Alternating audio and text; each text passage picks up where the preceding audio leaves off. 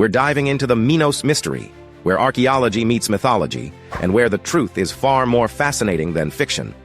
Before the glory of Athens, before the warriors of Sparta, there was Crete.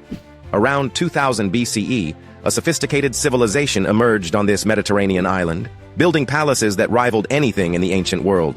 We call them the Minoans, named after the legendary king Minos.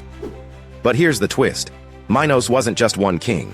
It was likely a royal title, passed down through generations, much like Pharaoh in Egypt. And speaking of Egypt, the connection runs deep. Minoan art, architecture, and even their bureaucratic systems show remarkable parallels to Egyptian culture. But let's address the elephant in the room, or rather, the people who built the foundation. For decades, scholars claimed the Minoans descended solely from Neolithic farmers who arrived from Anatolia or the Levant around 7000 BCE. They brought wheat, sheep, and revolutionary farming techniques. Case closed, right? Not so fast. What about the people who were already here? The Petrolona man in Halkidiki dates back hundreds of thousands of years.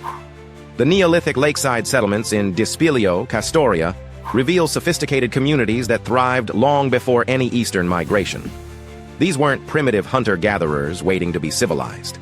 They were skilled, adaptive people who had survived ice ages and built thriving communities. The truth is far more compelling than a simple migration story. The Minoan civilization was a melting pot.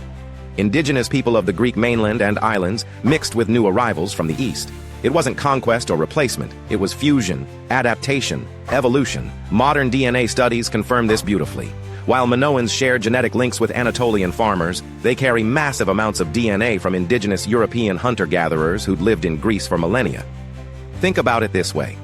15,000 years ago, ancient Greeks were already sailing to Melos to mine obsidian, that precious volcanic glass used for tools and weapons. They had boats, they had trade routes, they had knowledge of the seas.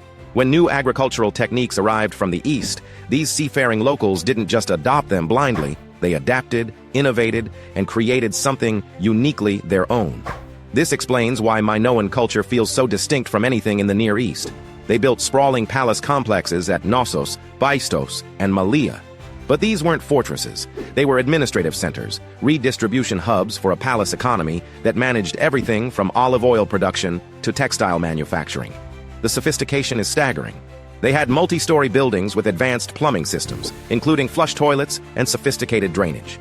Some Cretan homes enjoyed better sanitation than European cities would have 3,000 years later. And here's something remarkable. Minoan art consistently portrays women in positions of prominence. Priestesses, perhaps even queens, dominate their religious frescoes. Women wore elaborate costumes, participated in sacred rituals, and commanded respect in ways that would shock later Greek societies. Speaking of rituals, let's talk about the famous bull leaping. You've seen the frescoes, young athletes vaulting over charging bulls in death-defying acrobatics. For years, people assumed this was gladiatorial combat, violent entertainment.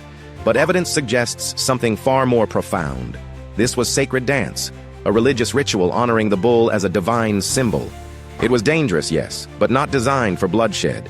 It was spiritual expression through physical mastery. And this brings us to the mythology that echoes through the centuries. Zeus, king of the gods, was born in a sacred cave on Crete. His mother Rhea hid him there from his father Cronos, who devoured his children to prevent them from overthrowing him. Young Zeus was nursed by the goat Amalthea, whose horn became the legendary cornucopia, the horn of plenty, symbolizing endless abundance. King Minos himself was said to be Zeus's son, ruling with divine authority. The famous labyrinth, home to the Minotaur, may have been inspired by the complex layout of Knossos Palace itself, with its maze-like corridors and countless rooms. Around 1450 BCE, catastrophe struck.